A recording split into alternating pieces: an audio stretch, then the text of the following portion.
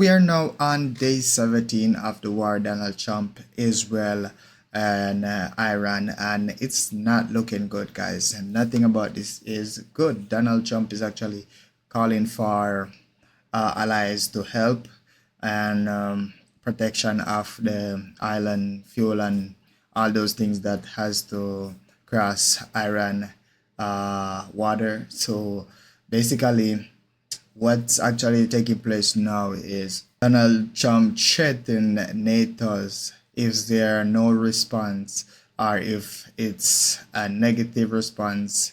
I think it will be very bad for the future of NATO. So basically, that's a serious threat.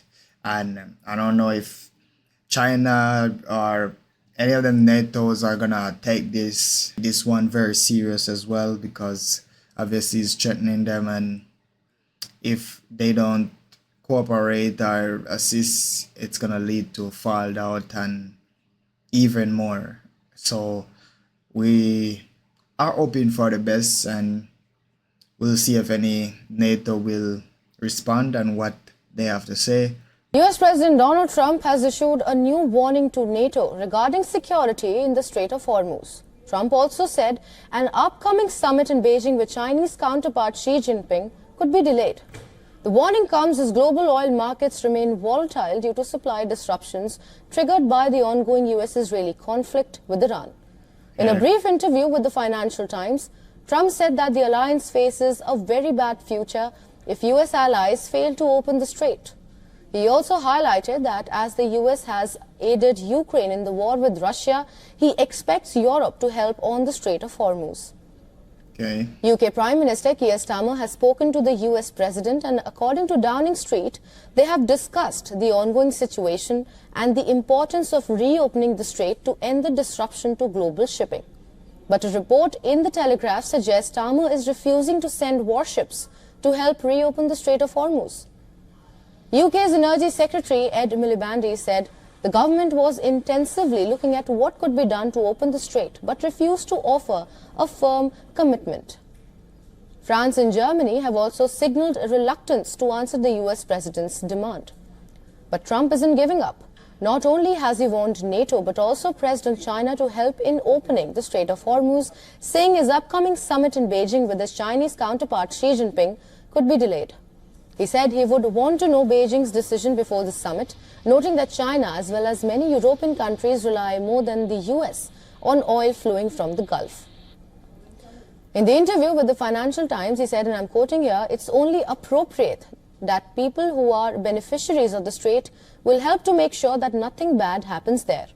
Asked about specific help he was looking for, the US president said he wanted...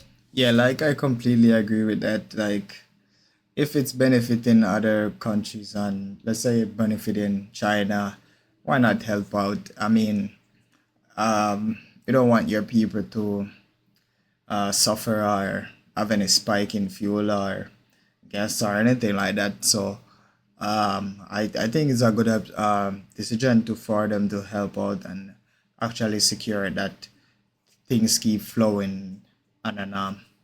Minesweepers as well as people who are going to knock out some bad actors that are along the Iranian shore. About a fifth of global oil and liquefied natural gas normally passes through the Strait of Hormuz, a narrow passage of water between Iran and Oman.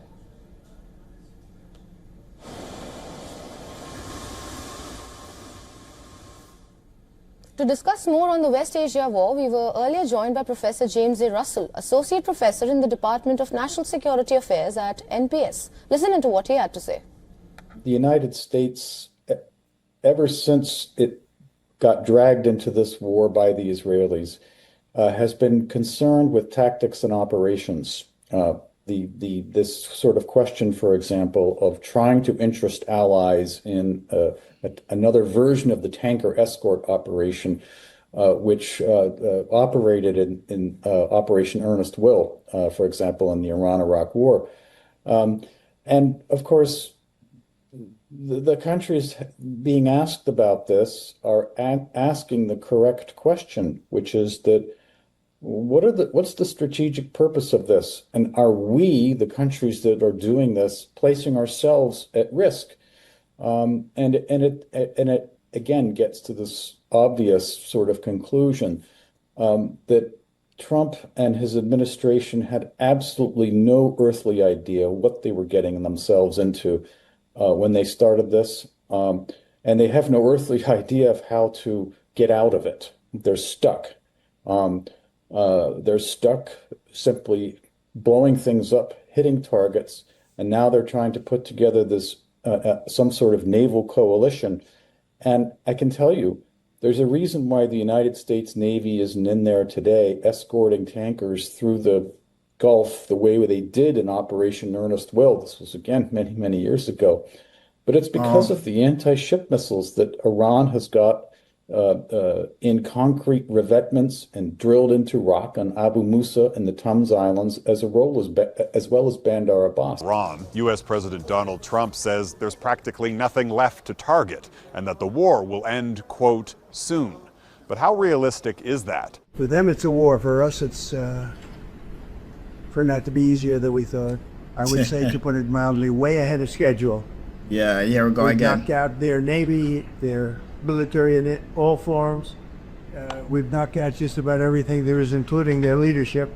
We spoke with Professor Brian Schmidt, an American who now teaches Here we at go Carleton again. University in Ottawa. Professor Brian Schmidt, thank you so much for joining us. Really appreciate it. Like, I'm so tired of hearing Trump news report and interviews like, oh, we knocked out everything and just about everything. We're way ahead of schedule and all that. You just keep repeating it. That's like his slogan now. Like, if this man is just far from realistic. This man is so delusional. Like, bro said that like the third day after war, like, and now it's like day 17. So, oh, inaccurate is this man, and you just keep going on. I understand you teach a course at Carleton University called "The Causes of War," which seems, quite relevant to this discussion, given how many causes, how many reasons we have heard for the conflict in Iran from the U.S. president and his administration, ranging from disarming their nuclear program to regime change to the idea of a preemptive strike. U.S. Secretary of State Marco Rubio saying at one point that they needed to hit Iran because Israel was going to hit them anyway, and then Iran would strike back against the U.S. So all that to say, I think people can be forgiven for being a little bit confused about what exactly the cause of this war is.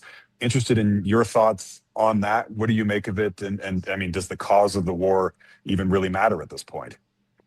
Right. Oh, thank you very much. I think the cause of war matters greatly because it's going to have to be connected to how the war ends.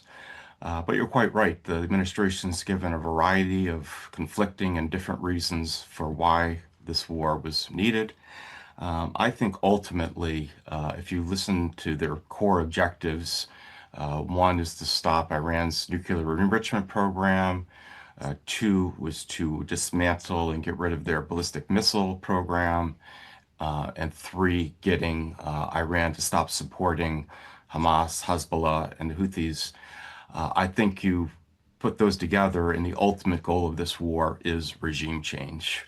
That you really can't fulfill those objectives unless the regime is fundamentally changed. And, it harks back to, I guess, the Bush years and other examples in U.S. history where the idea is that if you topple a regime and turn an authoritarian regime into some type of democracy, that will better serve the U.S. interests. But somehow they got, the idea that if you decapitate the leadership, the people will rise up and you get a government more friendly to you than what existed before.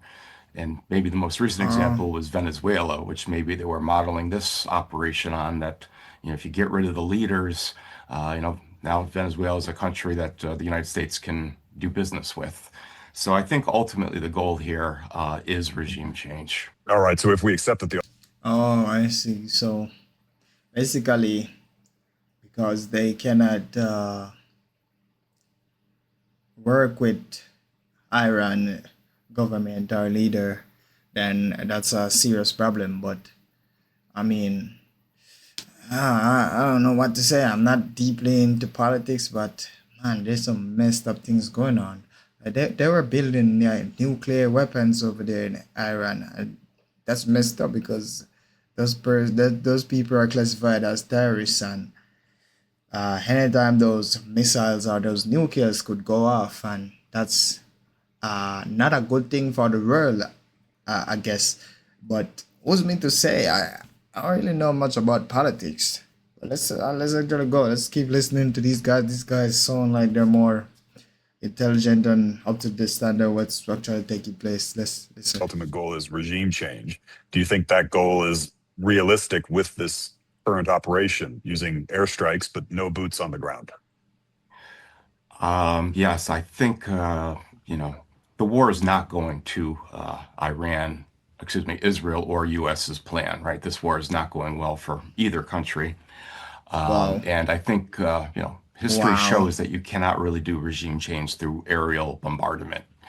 The people are not spontaneously rising up because they're seeking shelter from, I think yesterday was one of the most heavy bombardment days yet.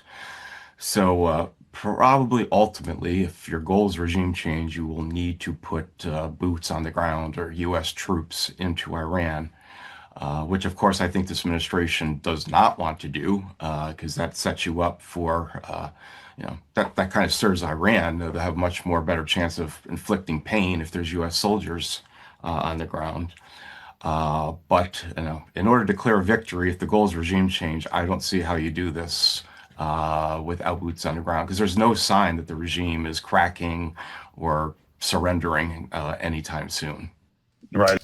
Well, if they actually put boots on the ground, is what they're saying, it's going to turn into something else for sure. And I know it's going to blow way, way out of proportion. It's already out of proportion, but it will go like crazy. Like it would definitely be another world war because people would be dying left, right, and center. Like it would be even more killing than what's actually happening right now. The numbers will just quadruple. Like, wow, that wouldn't look good. And not only is the White House and the U.S. president not talking about boots on the ground, but the noises we've been hearing over the past week certainly sound like the end could be of this U.S. operation anyway, could be near. I mean, the U.S. President Donald Trump said, quote, soon, when asked how long this would last, when it would be over.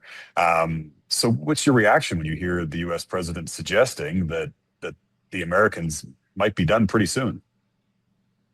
Well, you can see why he might be saying that, because again, the war has not gone according to plan. They somehow did not anticipate all the Not. Gulf states being hit. They didn't anticipate that Iran would dig in rather than surrender. The price of gas, as you well know, is going up, and there seems to be a correlation between high gas prices and administrations running into a lot of trouble in terms of reelection. But the thing that this administration and this President Trump is missing is that when you start war, there's another party involved, and that you're not calling all of the shots. So while the United States might want to pretend that they can end the war, or maybe he's saying this to calm markets, you've unleashed forces when you begin a war, and Iran was really attacked in an unprovoked manner. I don't want to draw too many similarities, but it's not that much different than what Russia did to Ukraine. So I don't see how Iran is going to voluntarily,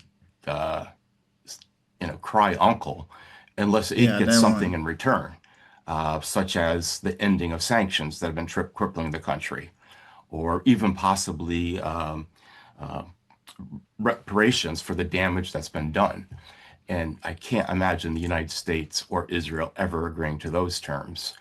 So, the United States might want to, and if it does, it'll be another war that has been lost, right? If they somehow wrap this war up shortly, and the current regime is still in business, you will be in another lost war. And you can almost guarantee that Iran is going to do triple work to enrich uranium to have a nuclear weapon after this. Right. Wow, I'm wow, sure that the wow. Trump administration and their supporters would take issue with the Ukraine Russia comparison, but perhaps we can look to another one. I know you've done a lot of research and publications looking at the 2003 war in Iraq, and that one, of course, aimed at Saddam Hussein and the purported weapons of mass destruction. Given your research on that, are there any lessons from that that can help inform our understanding of where we find ourselves now with Iran and what might come next? Right. Well, if we were smart, the lesson would be that you don't get involved in regime change in the Middle East. It just does Yeah, not work. that makes Um, sense. that nationalism kicks in when a country is invaded by a foreign power. As much as the people might not like their current government, they really don't like a foreign power coming around, messing around in their own country. Yeah, that's facts. That's 100% facts. I mean, I don't know why Donald Trump decided to stick his nose into somebody else's beef. Like, he should have just leave Iran and Israel to trash whatever they got to trash out, and come to their own agreement, because they're like the same place. Like, it's just the same like Russian and I Ukraine. It's just the same. So yeah, well, just like Russia and Ukraine, America did end up stepping in and helping out Ukraine, because they always does it. They always want to be involved in stuff like that to gain. I'm not sure still.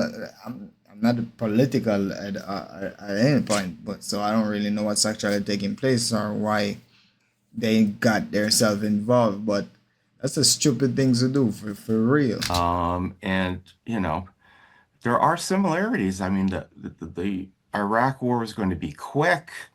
The Iraq War was not going to cost any money. That there was going to be upswell of protest amongst the people, and that Iraq was touted as going to be a quick, successful operation. But decade later, and a couple $1 trillion later, the war was a disaster. I mean, Iraq is in a worse position today than it was before. We removed Saddam Hussein, so that should have been the lesson. True. Somehow, you know, that lesson was lost, or the idea that this was going to be different, or, the United States has such remarkable military capabilities that we would decapitate this regime quickly and efficiently. Yeah, But that's just now, not the case. uh, you got a war that is evolving in a way that neither Israel or the United States anticipated. And obviously, the threat to the global economy grows by the day. Professor Brian Schmidt from Carleton University in Yeah, like everything's gonna keep going higher and higher and through the roof because of Donald Trump and his mindset. It's incredible how this man think like, bro, like the war still continues, and that's just the biggest elephant in the room right now. It doesn't matter what Donald Trump want to say about Iran. They are keeping up, and they seems to be strong, pretty strong in the war right now. It doesn't seem like as what Donald Trump claim is actually of any reality. Is getting worse. Every single thing is getting worse. But let me know what you guys think about it down in the comment section. Let me know. Thank you so much for watching, and I'll see you sometime.